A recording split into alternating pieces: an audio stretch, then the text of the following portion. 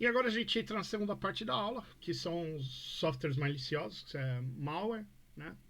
O malware é um código, né, de computador invasivo e nocivo, projetado para infectar, danificar ou obter acesso a sistemas sem o conhecimento do usuário, tá? Seu objetivo é criar vulnerabilidades no sistema, gerando backdoors, violações de segurança, roubo de dados e informações. No caso, ele deixa portas abertas, né, para você conseguir vazar informações, né? O malware é contra o vírus versus vírus. Qual a diferença de um para outro, né? Todo vírus de computador é malware, né? Mas nem todo malware é um vírus. Então, vírus são um tipo de malware, né? Então, todo vírus é um malware, mas nem todo malware é vírus. Quais são os motivos de ataque?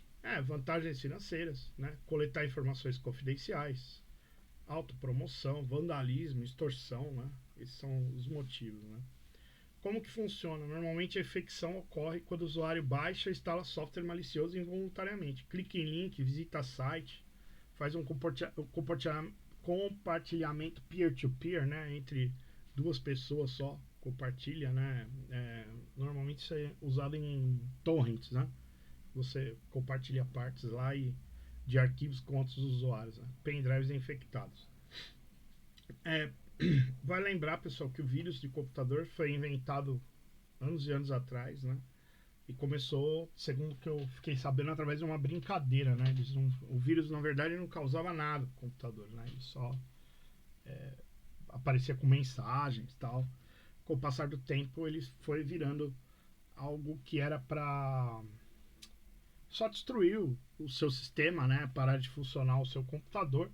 E aí as empresas de antivírus começaram a vender os antivírus para fazer essa limpeza, né, no seu PC, para que o vírus não ficasse destruindo as suas informações. Então, antigamente o vírus só servia para isso, né? Com o passar do tempo a internet aí foi abrindo comunicação para compras, com dinheiro e tudo mais.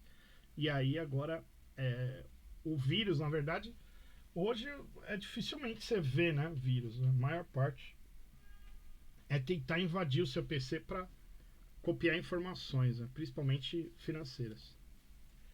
O vírus, então, é a propagação assistida por humanos, né? Anexa-se a um host, geralmente um programa ou um arquivo, né? E é autorreplicante. Então, faz um tempo que eu não vejo, mas você colocava sei lá, um pendrive no computador que está infectado.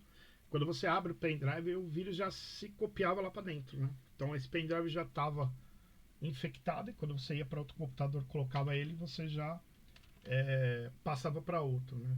Falando um pouco mais antigamente, né, acontecia muito isso com disquete, né? Você colocava um disquete num computador infectado, pegava o vírus, ia para outro e ali no outro computador, quando ele tinha um antivírus, né, rodando, ele já avisava que tinha um vírus dentro daquele disquete, né?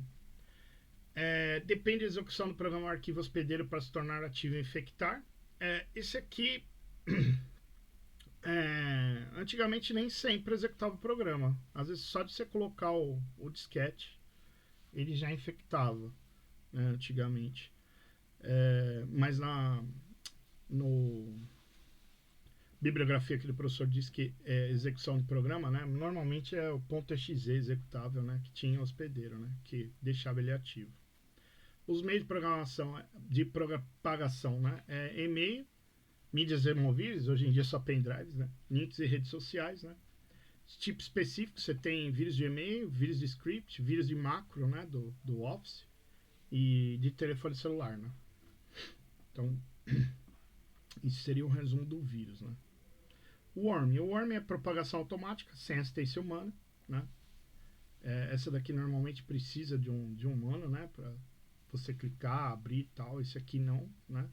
É autorreplicante, não requer nenhum programa host, propaga versões funcionais de si mesmo para outras máquinas, pode afetar o desempenho de rede e equipamentos devido ao consumo de recursos, pode carregar uma carga útil que executa tarefas ocultas, como backdoors, retransmissões de spam e agentes DDoS, Denial of Service, né? Daí fica tentando abrir portas da sua rede. As fases dele: sondagem, exploração, replicação, carga útil e implementação.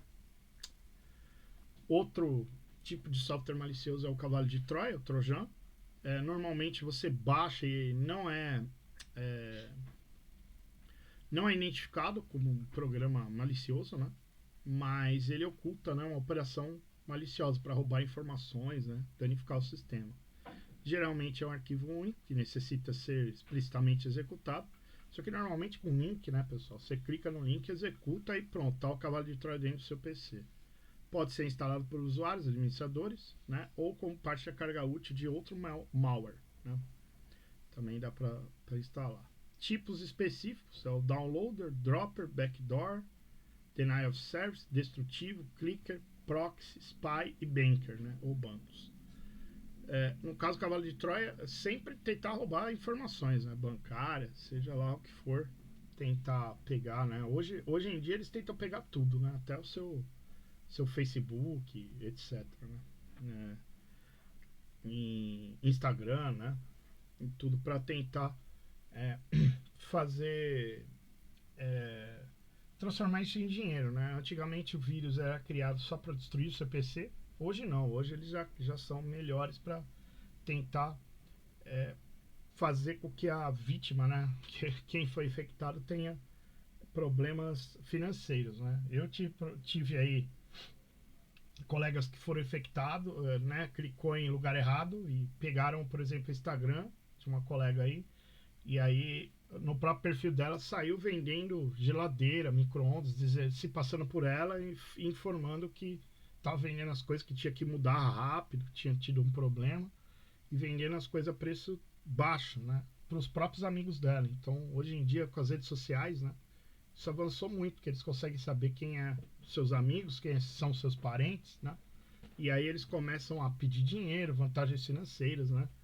E tudo mais através de um cavalo de Troia, de um, de um worm ou de um malware, né? Que você acaba clicando e entra no seu equipamento. O rootkit, então, é um software que permite acesso privilegiado e contínuo a um computador, ocultando ativamente sua presença dos administradores. Modifique o sistema operacional para subverter sua funcionalidade padrão, né? O objetivo é ocultar informações como processos, arquivos, conexões de rede. O nome rootkit refere-se a manter privilégios de acesso e não a obtê-los. Então você abre como administrador lá o sistema, né? Sempre. O spyware, esse aqui eu acho que é um dos piores, né? Coleta as informações sobre os usuários sem conhecimento deles, né? Pode ser legítimo, com conhecimento para monitorar o uso abusivo ou malicioso. Compromete privacidade, monitora a navegação, coleta dados sensíveis. Aí esse keylogger é um dos piores, né? Que é o que captura teclas digitadas, esse spyware, no caso, para copiar senhas, né? Que você digita. Screen Logger também vai armazenar a posição do cursor e onde você clicou, porque agora o banco também, com o passar do tempo, viu que a senha que você digitava no teclado poderia ser vítima de um keylogger, então eles colocaram a senha agora você clicando, né, num teclado virtual na tela. E aí o Screen Logger surge para resolver esse problema, né? No caso, para ele conseguir copiar lá a sua senha. E o Adware, que é projetado para apresentar propagandas. Esse é um dos piores também. Não sei, pessoal, eu nunca mais vi spyware, né? Assim, desse estilo, né? Adware. Mas toda vez que um PC é infectado com esse Adware, é muito difícil você remover, né? Apesar de você passar o software antivírus e apagar, a gente chamava de anti-spyware, né? Agora tem o antivírus, está englobando tudo. Muitas vezes ele apagava, dizia que tinha removido, mas passava-se um tempo, começava a exibir propaganda de novo. Não sei se eles deixam alguma porta aberta e infecta outra vez, né? Bem complexo. Mas faz um tempo que eu não peguei mais spyware. Talvez também por método que você navega na internet, né? Se você navegar em sites que são perigosos, né? É mais fácil você pegar. Principalmente sites que tem aquele negócio que você clica e fala que é para você que você tem que baixar um arquivo para continuar. Aquilo ali já é para infectar o seu PC. Um ransomware mantém o sistema de computador e seus dados refém, exigindo um resgate, geralmente em criptomoedas. Isso aqui acho que apareceu na televisão um tempo atrás, aí, empresas, né? Que eles invadiram e na hora que você liga o computador tá escrito lá que você tem que pagar não sei quantos bitcoins para que eles forneçam a chave de acesso e liberar, né? Então o que ele faz? Eles habilitam os serviços essenciais, bloqueiam a tela de inicialização do sistema e ainda criptografa seus arquivos, né? Então ele faz uma criptografia, né, nos seus arquivos que aí já era, mesmo que você consiga destravar, seus arquivos estão criptografados do jeito que eles fizeram, né? Você teria que pagar o resgate, né? É uma das formas mais diretas e agressivas de malware, né? Então, bem complicado esse aí. O botnet, né? Botnet é o programa que permite comunicação remota com o invasor, né? Sendo controlado por ele.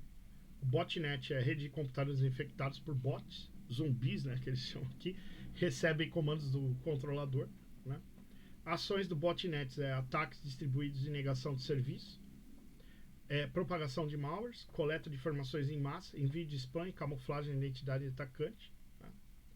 E o backdoor, que é o alçapão que a gente falou aí, né? Um recurso ao comando oculto em um programa que permite que o usuário execute ações que normalmente não teria permissão.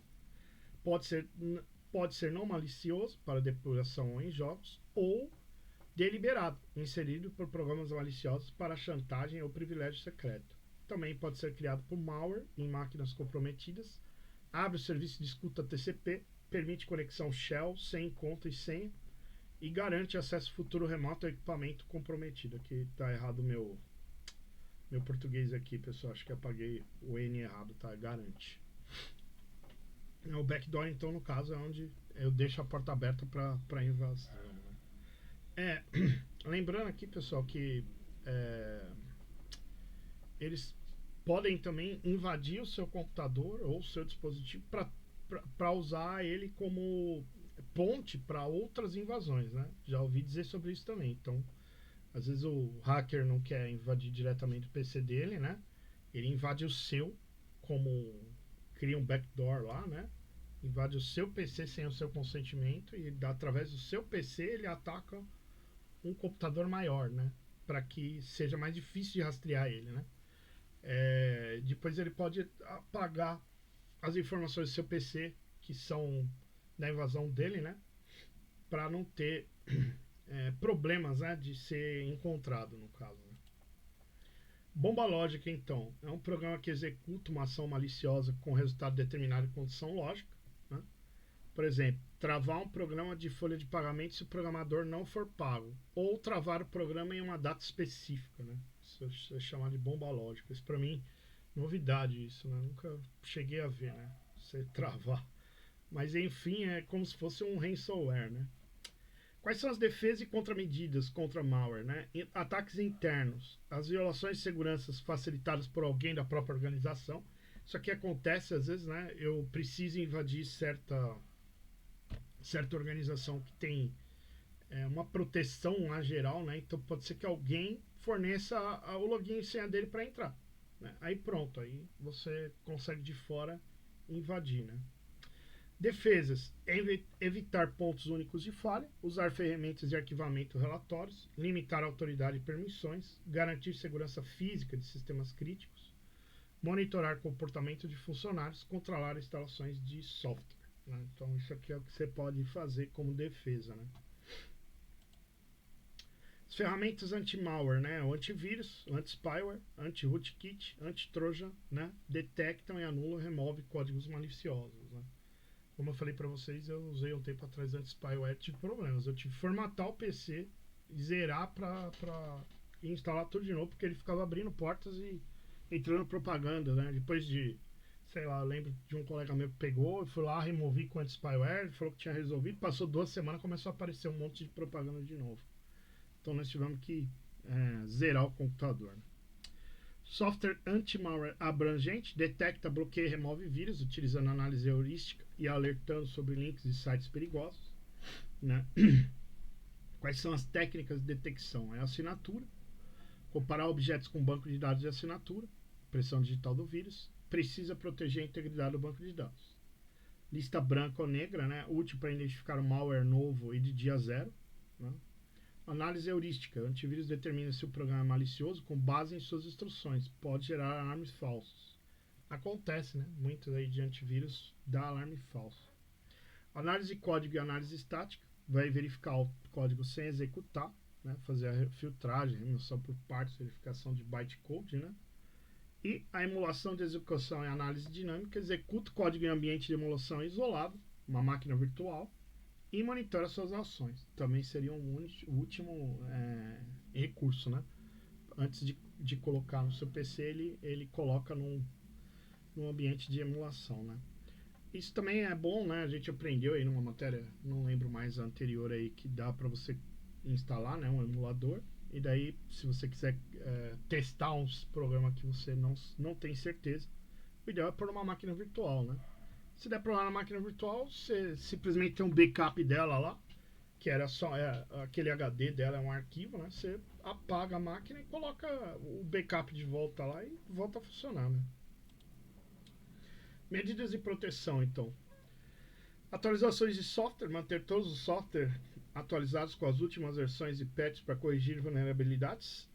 Isso aqui cabe uma aspas, né? Porque às vezes a Microsoft e outras empresas criam aí atualizações que vêm com vulnerabilidade.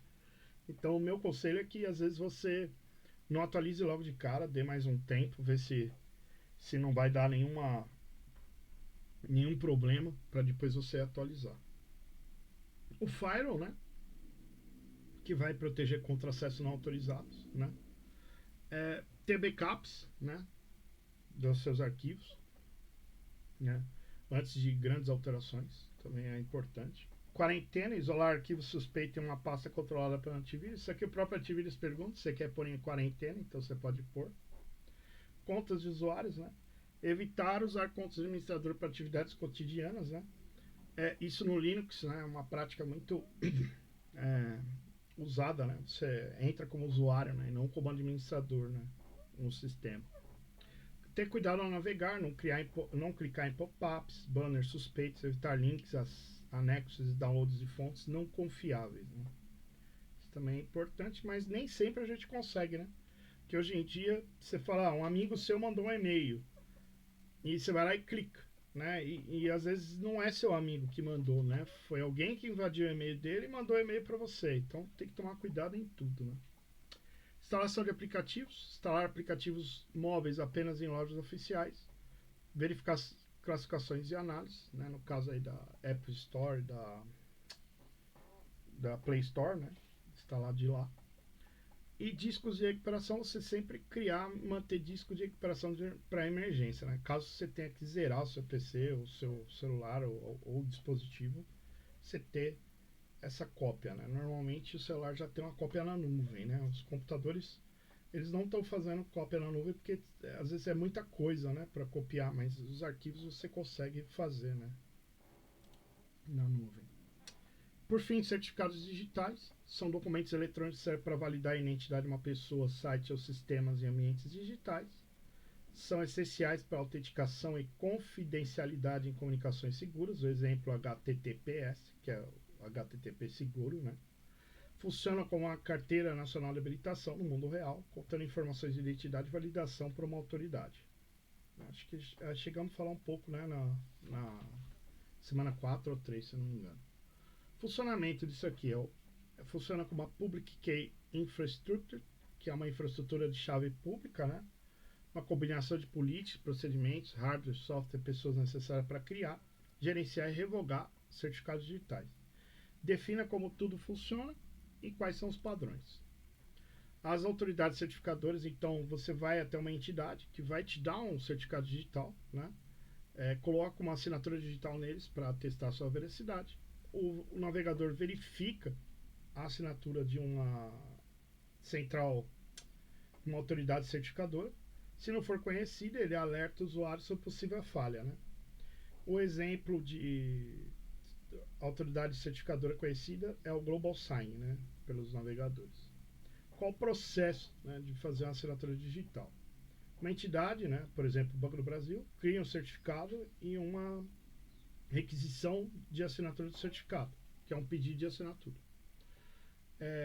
A autoridade certificadora recebe esse pedido de assinatura, verifica a identidade da entidade, que pode envolver custos financeiros e verificações rigorosas. A autoridade certificadora utiliza um algoritmo de hashing, né, como o MD5 ou SHA, para gerar um hash, uma assinatura digital, único a partir do conteúdo certificado. A autoridade certificadora vai encriptar esse hash com sua chave privada e anexa ao certificado.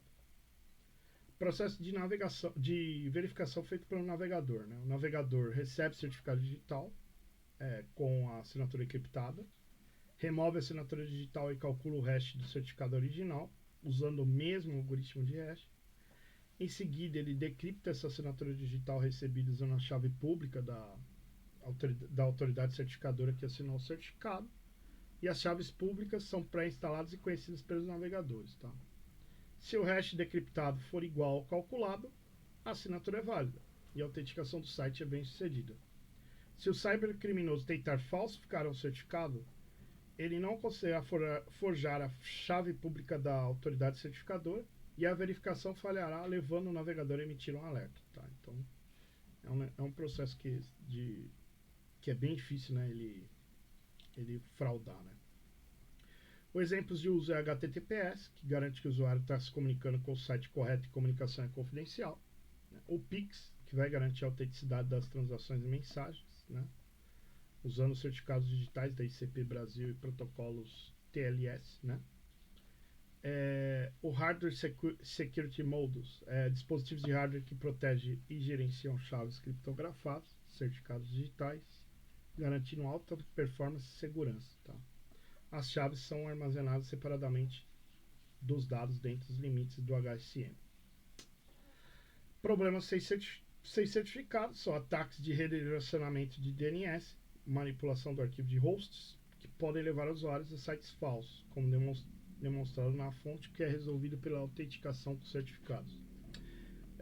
O que eles têm feito muito, né, ultimamente, é invadir o roteador e alterar esse DNS, né, para tentar te mandar. Na hora que você tenta entrar no site do banco, eles criam um site igualzinho, né? E você cai lá dentro daquele site, né, para digitar a sua senha, só que na verdade você está digitando a senha pro bandido e não pro banco, né, no caso, né, pro hacker, né? Então, esse certificado, então, ele aumenta essa segurança, né, na hora de você conectar lá com o banco ou alguma coisa mais importante, né? E acho que é isso, galera. A semana 5 está encerrada. Aí vou esperar a semana 6 e 7 e a gente faz um resumão, tá? Valeu, obrigado.